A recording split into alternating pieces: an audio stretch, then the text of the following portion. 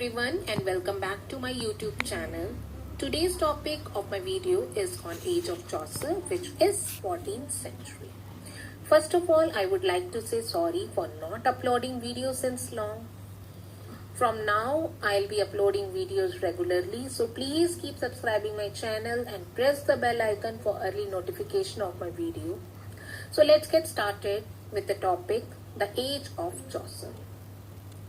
The age of Chaucer was 14th century. Chaucer was born in 1343 and he died in 1400. So the period between 1343 to 1400 is called age of Chaucer. Chaucer is called father of English literature. Now, some of the major incidents that took place during Chaucer's period were, number one is the 100 Years' War. 100 Years' War started in 1337 and it ended in 1453. So the period between 1337 to 1453, the 100 Years' War took place and it lasted for 116 years. This 100-Year War was fought between France and England. Second major incident that took place during Chaucer's period was Black Death or bubonic death. Black Death occurred during 1348 to 49 and it was the death which was caused by plague by black rats. During this Black Death period, bubonic plague, around 40 to 60% of England's population suffered and died. It took around 200 more years for England to recover to its original population. So Black Death was the major setback during Chaucer's age. And this 100-Year War also halted during this Black Death period.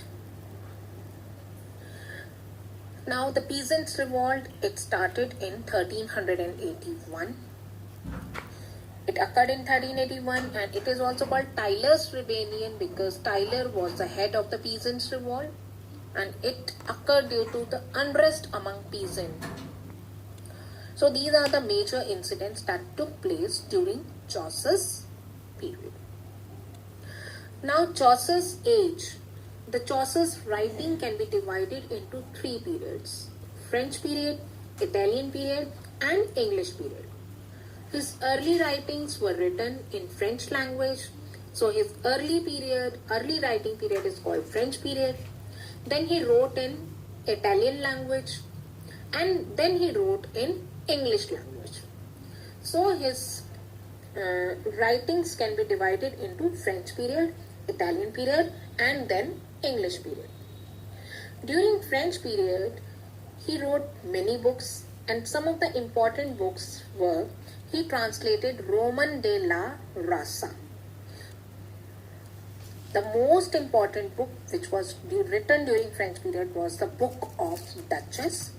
It is elegy and eulogy on the death of wife of Chaucer's patron John of Gaunt. It was written in Ottawa rhyme. This is major book written during French period.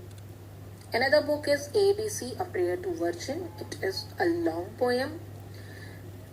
Now let's come to the Italian period. Since Chaucer was diplomat, he visited many countries and he visited Italy. And during his visit to Italy, he was influenced by Boccaccio, Petrarch and Dante. He was most influenced by Boccaccio and he was least influenced by Dante. And during Italian period, he wrote many books. And the first book which was written during Italian period, or the first book which was written in this language, was The House of Fame. The House of Fame is the dream vision or a dream allegory written in octosyllabic couplet. It is a satirical poem and this poem is influenced by Dante's Divine Comedy. So, House of Fame is the first book written during Italian period and was influenced by Dante's Divine Comedy. Second book written during Italian period is The Parliament of Fowls. Again, it is a dream vision written in rhyme royal, and it contains passages that has been directly taken from Dante. It shows the marriage between Richard II and Anne. So this is again very important book. Third important book is Toilets and Cressida. It is an epic poem written in rhyme royal. It is influenced by Boccaccio, Il Filostretto. This Toilets and Cressida is his longest completed poem. He wrote three longest poems: Troilus and Cressida, Legend of Good Women, and the Canterbury Tales. The Canterbury Tales was incomplete poem. The Legend of Good Women was again incomplete poem. So his longest completed poem is Troilus and Cressida, written in rhyme royal, and was influenced by Boccaccio, Il Filostretto. Now Robert Henryson, who was Scottish Chaucerian, he wrote the sequel to Troilus and Cressida. The name of his book was Testament of Cressida. His another book written during Italian period is The Legend of Good Women. It is very important book as this was the first book in English written in heroic couplet.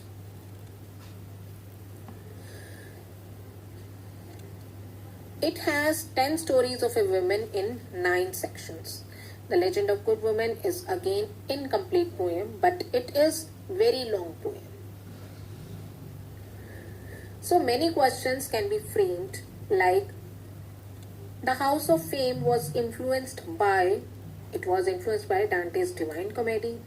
Name the poem of Chaucer which contains passages that have been directly taken from Dante. It is The Parliament of Fowls. Who wrote the sequel to Troilus and Cressida? It is Robert Henryson. Name the poem of Chaucer which was influenced by Boccaccio, Il Filostretto. It is Troilus and Cressida. Name the longest completed poem of Chaucer. It is again Troilus and Cressida. Name the first book in English which was written in heroic couplet. It is The Legend of Good Women. So many questions can be framed like name the first book written during Italian period. It is The House of Fame.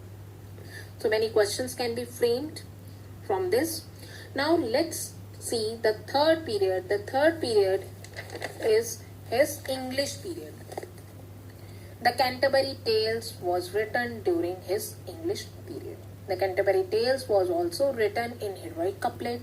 The prologue to Canterbury Tales is also written in heroic couplet, and it was written in Mid-England dialect.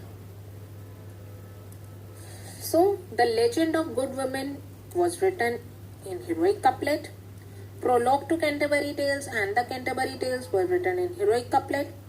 The Book of Duchess, Ottawa Rhymer, and Troilus and Cressida in rhyme royal.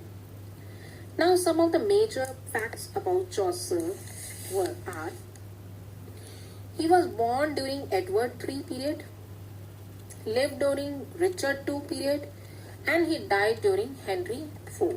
So these are the 4 monarchs that were in his age: Edward III, Richard II, and Henry IV. Chaucer was the first poet to occupy the Poets' Minister in Westminster Abbey. So he was the first poet to occupy this Poets' Corner place in Westminster. After that, many poets and writers were buried, like Charles Dickens, Thomas Hardy, but he was the first to occupy this place. Chaucer divides society into 3 conventional estates: the knight, the ecclesiastic, and the working man. Chaucer's age is marked with corruption in church, decline in feudal system, and rise in national consciousness.